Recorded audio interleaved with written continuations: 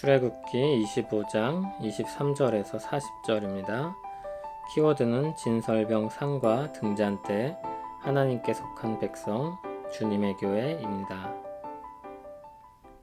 너는 조각목으로 상을 만들되 길이는 2규빗, 너비는 1규빗, 높이는 1규빗 반이 되게 하고 순금으로 싸고 주위에 금테를 두르고 그 주위에 손바닥 넓이만한 턱을 만들고 그 턱 주위에 금으로 테를 만들고 그것을 위하여 금고리 넷을 만들어 그 네 발 위, 네 모퉁이에 달되 턱 곁에 붙이라. 이는 상을 맬 채를 꿰 곳이며 또 조각목으로 그 채를 만들고 금으로 싸라. 상을 이것으로 맬 것이니라. 너는 대접과 숟가락과 병과 붓는 잔을 만들되 순금으로 만들며 상 위에 진설병을 두어 항상 내 앞에 있게 할지니라.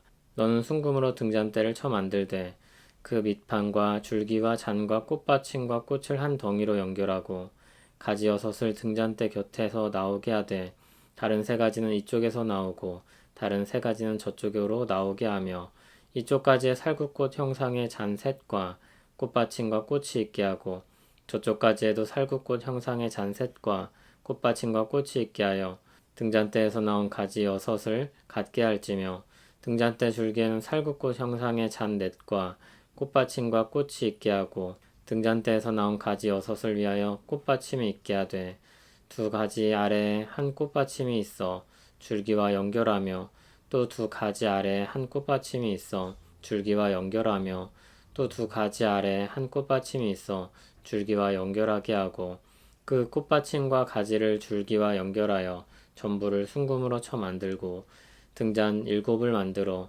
그 위에 두어 앞을 비추게 하며 그 불 집게와 불똥 그릇도 순금으로 만들지니 등잔대와 이 모든 기구를 순금 1달란트로 만들되 너는 삼가 이 산에서 내게 보인 양식대로 할지니라. 아멘. 앞에서 궤에 대한 설계를 이야기했습니다. 궤는 지성소에 두도록 했습니다. 지성소는 가장 안쪽에 있는 방입니다. 그 방은 성소 안에 들어 있습니다. 이제 성소에 놓일 것들을 설명합니다. 점점 중심부로부터 바깥으로 그려지고 있습니다. 조각목으로 4발을 가진 상을 만들게 했습니다. 또 그것을 순금으로 싸게 했습니다. 또 여러 도구들을 만들게 했습니다. 대접, 숟가락, 병, 붓는 장 등입니다. 상에서 쓰이는 것들입니다. 그리고 상 위엔 진설병이 놓이게 될 것입니다. 그게 상의 주된 기능입니다. 진설병은 항상 그 자리에 있어야 합니다. 물론 진설병은 썩을 것이기 때문에 계속해서 교체하도록 하였습니다. 이 상은 시내산 위에서 하나님 앞에서 먹고 마셨던 그날을 떠올리게 합니다. 하나님과 화목한 관계가 계속해서 이어지고 있다는 상징인 것입니다.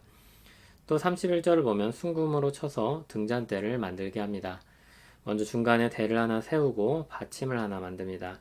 그리고 양 옆으로 3개씩 줄기를 만들어서 받침을 더 만듭니다. 그러니까 총 7개입니다.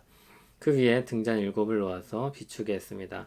성막은 따로 창문이 없었기 때문에 낮이나 밤이나 어두웠을 것입니다. 하나님은 이 등잔대를 마련하여서 그 안을 비추게 하셨습니다. 그곳은 하나님이 두신 빛으로만 비추었습니다. 38절에는 불집게, 불똥 그릇이 나옵니다. 등잔대 관리를 위한 도구일 것입니다. 40절에서는 하나님이 알려주신 설계대로 이것들을 만들라고 명하십니다. 진설병 상과 등잔대는 하나님께 속한 백성들의 정체성과 사명을 보여줍니다. 진설병에 놓인 상은 하나님과 화목한 관계가 계속되고 있다는 것을 보여줍니다. 그들은 시내산에서 하나님 앞에서 먹고 마시는 아주 특별하고 영광스러운 경험을 했습니다. 하나님은 영이시기 때문에 그들과 함께 먹고 마시진 않으셨지만 그들과 한 식탁을 함께 한 것과 같은 의미였습니다.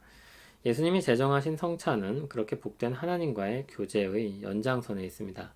영광스러운 그 식사를 주님의 은혜 가운데 함께 먹고 마시는 것입니다. 그 식사는 은혜이며 기쁨이 아닐 수 없습니다.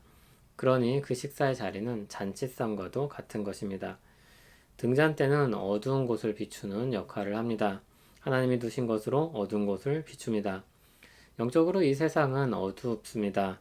하나님은 주님의 교회를 이 땅에 두어서 그 어두운 땅을 비추게 하셨습니다. 보이지 않으면 혼란스럽고 두렵고 헤맬 수밖에 없습니다.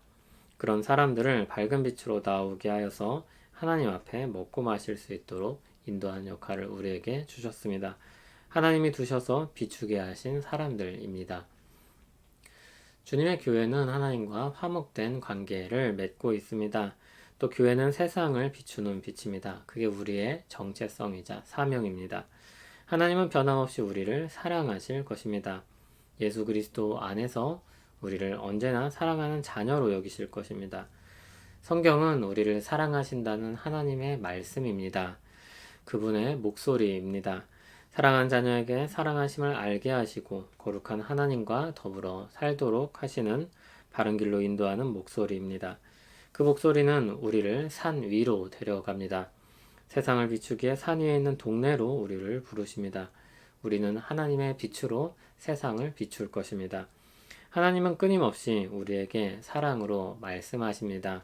하나님은 우리를 격려하고 일으켜 우리를 통해 세상을 비추실 것입니다. 이 은혜를 기억하는 우리 되기를 바랍니다. 예수 그리스도 안에 있는 사람들과 화목한 관계를 맺으시고 그들을 통해 세상을 비추게 하시는 영광스럽고 은혜로운 하나님을 찬송합니다.